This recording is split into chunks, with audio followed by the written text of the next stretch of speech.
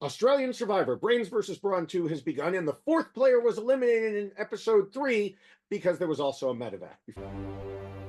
It's time to figure out why Kent lost. Kent, the tribe has spoken, indeed. Kent seemed determined to get voted out as soon as he possibly could. He made a big deal of how much he wanted to play, even having a big emotional moment about how he applied 10 times and it's something all his millions of dollars couldn't buy, and he was so happy to be there. But then when he had the chance, he seemed to decide to play a whole season's worth in just a few days, making so many unnecessary moves and saying things he never should have said, while claiming Miles was the one, quote, playing too hard too soon. My irony meter almost exploded as he violated so many parts of Rule 2 by scheming and plotting way too much and backstabbing far before he needed to. Kent, of course, decided that he wanted to get rid of Miles and was going to eat Miles like a praying mantis.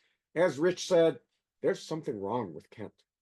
And indeed there was. He tried to make Miles the target by insisting that the majority was already there to vote him out. That could sometimes work if you're sneaky, but Kent wasn't. He had also burned Max's hat during the night and tried to blame Miles. It was an extremely strange thing to do, and I want to acknowledge that he said in an interview there was more to the story.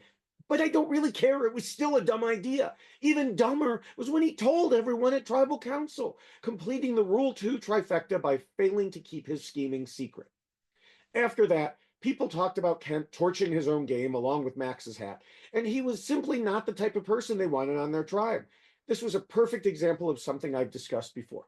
A good social game can't win Survivor in the first few days, but a bad one can lose Survivor in those same first few days.